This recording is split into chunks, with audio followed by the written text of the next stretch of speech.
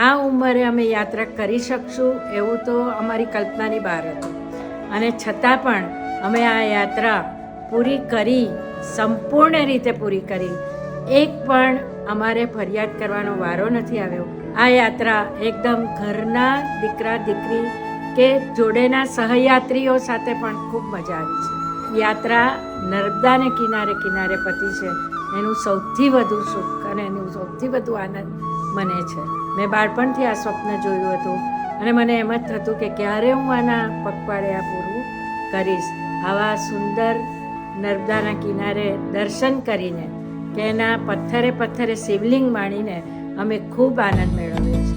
ટુરિઝમની આ પૂરી યાત્રામાં અમને જે અનુભવો થયા છે એ ખુશીના, સુખના અને આત્મ શાંતિના થયા છે.